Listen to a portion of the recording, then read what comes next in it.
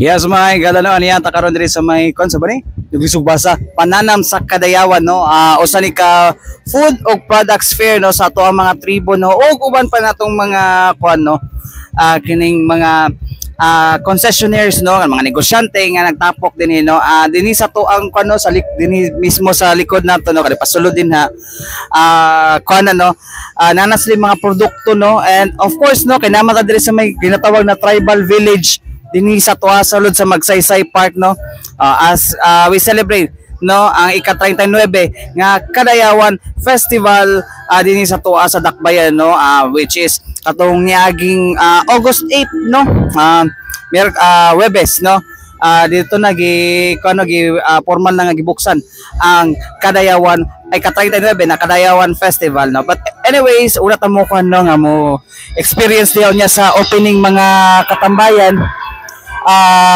ato ang sayron no ang ato ang security kuano situation dinhi sa kuano Davao Region especially under sa 10th Infantry Division kun asa no doon na nagtabilya pong malinawon ang ato ang mga kuano palibot dinhi sa 10th ID gilangkuban sa pipila sa Davao Region no mostly og sa mga kuanto no pila ka mga sikbit nga mga probinsya sa laing rehiyon dinhi sa tuwa sa Mindanao mga katambayan. Anyways, diya ta maglangan no kay medyo kuan na saba na ato paminaw no ang Public Affairs Officer sa 10th Infantry Division na si Major Ruben Gadot aron i-report kung unsa ang kahimtang nato kano pipila na makabuk ang mga kuano napabaylihok sa mga rebelding New People's Army dinhi sa tuwa sa Davao Region or sa mga sikbit na lugar o sikbit na probinsya diri sa tuwang rehiyon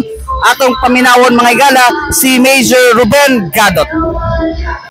We are glad to relay no na ato ang situation sa peace and order remains stable, internal peace and security no wala tay recorded sa karon sa all throughout sa joint operational area sa 10 ID covering region 11 2nd district of North Cotabato, Glan Malapatan, Alabel, Malungon of Sarangani, Columbio, Sultan Kudarat, Tampakan and municipalities from southern part ng Agusan and Surigao del Sur and 9 municipalities of southern Bukidnon no ang ato ang region 11 to include ang Kadingilan ug ang San Fernando Bukidnon remains an insurgency free municipalities and region. Wala tay recorded karon nga NPA initiated violent incidents or any form of harassments, extortion, recruitment sa ato ang mga communities even sa ato ang mga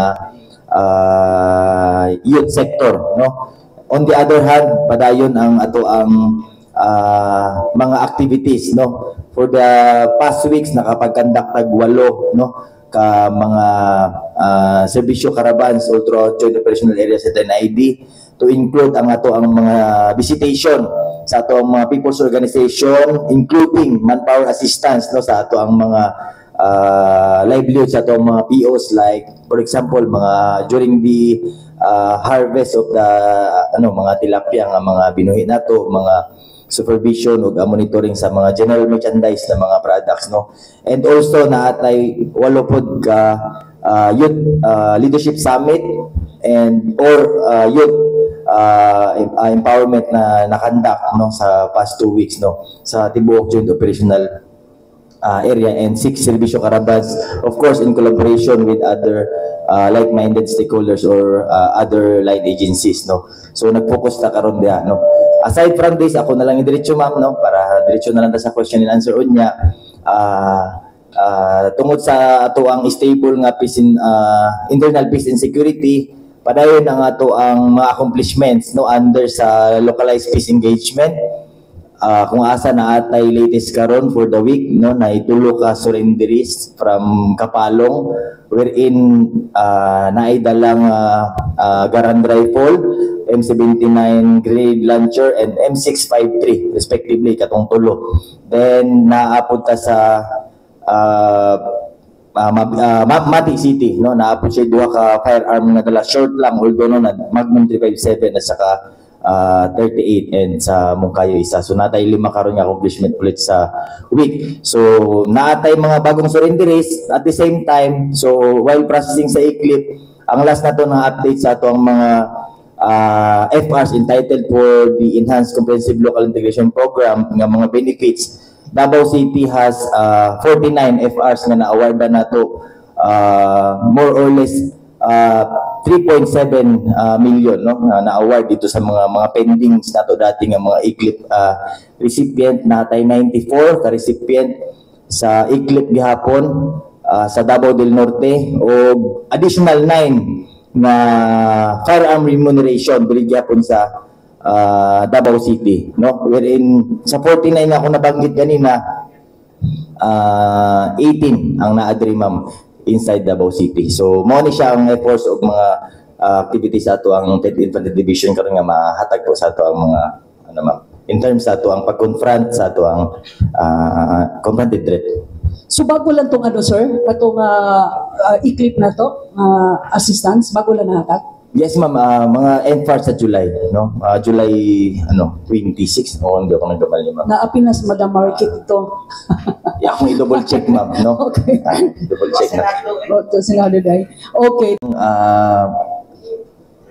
Intervention, no, pag-abot ani sa ato ang mga campus natay mga apan requested, no, sa tuan natay mga massive awareness campaign, no, natay mga gamay nga mga presentations, lectures apan so but definitely dili talaga pataka lang po tagsulod og eskwelahan kay napud tay mga limitations as a uniformed troops, no. So nagamagoy mga programs ang mga schools like orientation course sa mga ana, so ma-requestan ta nila. Ang ato ang ginabuhat diri sir is lang gyud, no, massive awareness campaign, no. Naka-base ta sa mga facts, sa history, sa data nga itong nakuha, itong mga estudyante, nga mga na-recruit, na-encounter, namatay, then mga modus operandi. So, at the end of the, ang pinaka-bottom line is ang participation sa estudyante after na mahatagan siya og awareness, no, sa atong mga lectures o sa mga atong mga subject matter expert during the gamay nga mga presentations. Na dito ang ato ang mga hotline numbers and ato ang pag-encourage sa ilang mo-contact sila. So but in terms of infiltrating the school mismo para ma-monitor na to adlaw-adlaw, so wala tayo sir, no? Sa mga state colleges and universities dili ba lisod sudlon sa inyong part? Since na mga nagareklamo ana nga mga members sa mga progresibong pundok nga mga estudyante po. Ang ato ang maingon karon sir, no, based sa akong nauna nga statement kanina, the whole joint operational area of 10ID wala tay monitor nga recruitment activities even sa atong mga schools. So dili na ko ma-generalize ni sa ubang mga mga areas like for ID or other divisions, but the 10th Infantry Division has no recorded recruitment effort, no. Kung meron man sir, ma-update kinamo na siya sa inyo, no. Natay mga units nga capable of addressing, no, utilizing kanina to ang mga collaborative efforts sa school, but as of now wala tay recorded recruitment sa to ang tibok area, no. Thank you, sir. Ma'am, any thing you would like to add?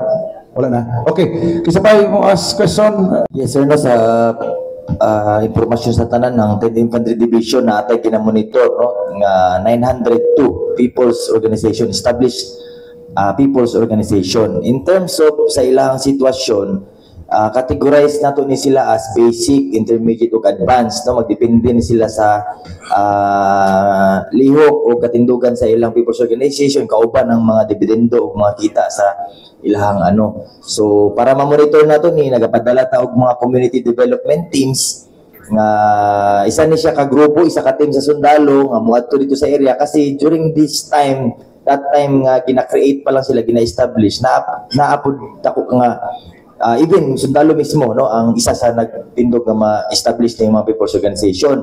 Kay sila nakabalo kung sa itong mga panginahanglan o gipili nga livelihood project sa ato ang mga POs.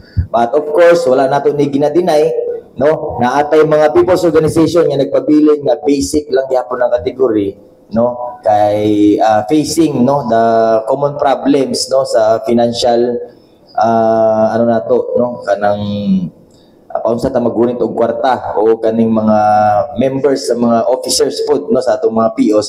Lagi mga times nga malugi gyud, no, kay malugi maganing ato ang ubang mga negosyante nga wala na lagis pilan, magnegosyo na lang, no. So dako nga challenge ni sa ato ang mga people's organization nga gibuo nato from individual living sa community into entrepreneurship, lalo na ning mga general merchandise ug other livelihood projects. But of course, ang effort nato ani mo nang gitindog nato ni sa isinta ni ka team nga mga community development teams all throughout NID para i-monitor dili lang ang POs but ang available nga mga funds from other line agencies kung ay bakante like DOLE, no, sa DAR o sa DA, no. So ato na siyang ginamonitor para if ever na mga pending na mga project proposals, mahatag lang gyapon nato. But of course na mga part po sa 10ID labi na ning sa ato ang Davao Oriental, no, former Rebels Association, na gamay na lang jud kayo ang intervention sa sundalo kay sila mismo sa ilang federated sila from barangay level nga mga people's organization na create sila into the whole province of Davao Oriental, no, wherein ang ilang mga officer members o ang mga officers nila sa federation regular nga nagatuyok down to the sitios o barangay kung asa na create ang POs para i-supervise lang ang ano. Karon kung makita nga problema o naay panginahanglanon nga na intervention, sila na mismo dili na modulog sundalo, diretso na sila dito sa concerned agency gyud, dili na pirmi mahimong tulay ang sundalo. So isa na siya sa advance nga ano sa POs. But of course wala na to ginadinay, nagi mga POs nga atud karon nagpabiling gid nga POs gahulat og mga interventions gyapon. Naapoy naanay mga interventions but sakto ra gyud makakaon ng ilang mga kita dividendo. So mo na akong ginayong ganina nga basic, intermediate ug advanced. So mo na, but of course nagi pirmi ang atong military through CDT nga ipadayon gyud nga mosaka sila, no? Bilang lang man pud noon ang mga wa gyud katindog pa, no? Okay, salamat kay sir. Yes sir, not to give details sa to ang ano itong mga ano nato mga surface, no, last 02 August kini si Mercedes Perez Carlos, former member of dismantled SRC4 ng Southern Mindanao Regional Committee, and Rodel Batundol, former member ng BGF 34 under dismantled Sub-Regional Committee 4 or SRC4 gihapon, no. Then another one is SRC4 gihapon, former Vice CEO sa SRC4 si Jonald Mansibat, o former Vice CEO sa PBC8 SRC1 SMRC. So to give the details mo itong mga details sir. So mo to mga kanano payag ni Major Ruben Gadot, no, peaceful paghihapon na ato ang kuno Davao region and even ang ibang lugar, no, nanay mga pila ka mga na declare na and na kuno na declare na nga insurgency free Tapos karon po mga katambayan po no, na napipila ka buka mga nakadawat na sila hang iklit benefits no. O kapila po to mga remuneration po no, especially coming from Davao City.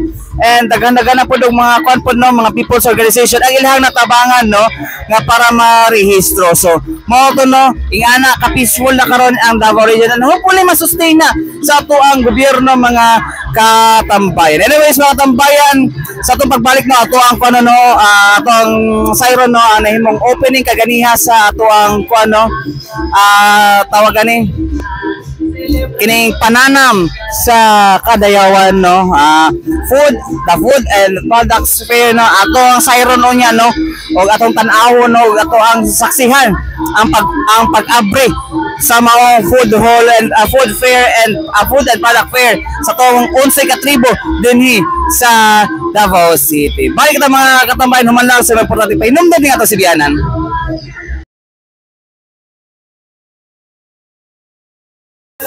Yes mga igala, balik ka na diri sa itong panaguban sa itong tulumanong tambayan sa Radyo Pilipinas. O karon gyud no, Biyernes, Agosto 9, formal na nga giabrihan ang pananam sa Kadayawan o ang tawag nila nga food o products fair sa ato ang mga kaubanan din hino or sa tuang 11 ka mga tribo sa Davao City no, medyo nagkamakaina disorient rin sa akong presence karon no. But anyways, karon adlaw no gi-showcase ato ang mga sa tuang 11 ka tribo ang ilahang mga kwan kining ilahang mga produkto no, just like kaning mga pagkaon nila, ilahang sariling dishes no, and then pod ang ilahang mga sariling niluto, ilahang mga produkto gipangbuhat no. Ang purpose ani da mga katambayan no nga ma-showcase gyud sa ang ilahang mga produkto no, as part of kaning cultural heritage nato. Karong sorry ha, nagakuan ko. Anyways, gusto mo ka nagpato mo basurahan ako ang kuan gud ako ang tripod karon ba. But anyways mga katambayan, so mao to no, wala noon ko. So isa na sa to ang mga kuan karon mga katambayan no, ang kuado kini sa Kadayawan ang pag-showcase ato ang sa tong 11 ka tribo kung asa mao nay kuan nakasulat sa ato ang kasaysayan nga unang mga nakakuan no, unang nagpuyo dinhi sa tuwa sa Dakbayan sa Davao no. So as kuan no, as giving back no sa tuang cultural heritage dinhi sa tuwa sa Davao City, natay mayon ani nga mga pasundayag no or mga aktibidad dinhi sa Dakbayan sa Davao. So anyways mga katambayan, ita maglangan no, ato anang kuno no, ato ang paminawon no si ang kuan City Economic Enterprise Manager sa Davao City no, na si Sir Maximo Macalipe Jr. no, kung usabay rationale niining pananam sa Kadayawan. Paminawon nato. Dayaw may butang sa tanan. So ang atong pananam or the food festival that we have here at the Magsaysay Park, appeal din siya sa official na mga events sa atong Kadayawan Festival. Namugna kini kay we wanted to highlight the foods and products of our 11 tribes. So na sila specific na mga stalls. At the same time, invite nato sa ilang pagka-entrepreneurial, at the same time skills, and at the same time introduce nato sa general public na naapo inani ng mga kahanas o being innovative na mga ideas sa atong mga 11 tribes. Other stalls are also welcome kato atong mga commercial stalls na makapanganyabuhi po sila sa ato ang syudad sa Davao during the Kadayawan Festival. Libre lang sir katong mga other apart from the tribes? Yes, the 11 tribes kay part man good ni sa official na event. So gikuha nato sila na dili na sila magbayad sila space rental. However katong mga commercial nato na mga stalls nagabayad po sila katong minimal lang po na space rental. This will run until when sir? Kani siya starting today until sa 18. So wala bang plano sir na parang regular na lang siya na Yes, we are going to closely coordinate sa atong city tourism office. At the same time, atong mga deputy mayors sa akong pagkatanaw karon, guwapo siya na starting point for them to venture into business. At the same time, sustainable na po ang panginabuhian nila para ilanin na event. Asa po di siya possible na maintain na display, sir, if ever man? Sa pagtuyok na ko sa ilang mga tribal houses, could be also a good avenue for them to display their products and their ilahang mga food. At the same time, tabangan po nato sila kung saan nila pag-market inaani na mga butas. So, i-capacitate po nato sila. So, na yung mga trainees ni Paigain sila? We're looking forward in ato. So, hinatanaw po na mo sa among opisina sa Economic Enterprise asa po ni pwede na maka-assist o makatabang sa ilahang. So, invite nyo ang mga tourists and Dabuenos. So, I'm inviting everyone to come and visit the Pananam na food festival nato diri sa may Magsaysay Park. At the same time, duulon or atuan po nila atong mga tribal houses to know more about our 11 tribes in the Davao City. What time, sir, open ang atuang Pananam sa Kadayawan? We're starting at 9 until onyang gabi. As the operating hours of the Magsaysay Park. Hopefully until 10 this gabi. Yeah. Sir, today, sir, since opening, may free taste tayo, sir, no? Pero tomorrow, baligyan na. Yeah, I think magnana po ito yung mga bayad para na po ma-sustain po nila ang pag-display nila diri. Sir, kini mga rentals sa imuhang na-mention ka ganina, pila ang mga rentals aside sa tribe? Sa rental nila, they are paying 50 pesos per square meter per day. Na naman po sa ato ang ordinansa. Excluding nato ang atong water o ang atong electricity. However, the 11 tribes, wala nato sila dito. Salamat. So mo to mga igala no ang pahayag ni Sir Maximo Macalipe Jr. no ang City Economic Enterprise Manager sa Davao City Local Government. So mo to yang gingon no they are now in the talks no with the City Tourism Operations Office no para magpabilin tong mga balay dinhi mga katambayan no ayon sa to ang tribal village no and to showcase also their product no na maging entrepreneur and sustainable na ang ilahang ilahang ginatawag nato nga kanang ventures no ang ma-showcase ang ilang produkto no kay isa man sa ato ang mga kwan dinhin no pambato po nato no ang cultural heritage no kung unsa nato ginapangalaga nato ang cultural heritage dinhi sa Davao City and dayagman no natayngon ani no ginatawag nila nga ang Cagayan Festival is a non-religious but the king of festival kay kabalo mo nga no kita ang 11 ka tribo nato no lahi man na sila tinuhuan so mo na isa sa mga kuano and we respect that no in this festival we respect and we showcase their different culture and beliefs no nga dapat may bawan sa katawan. Anyways mga katambayan sayo-sayo ta mahuman karon no kay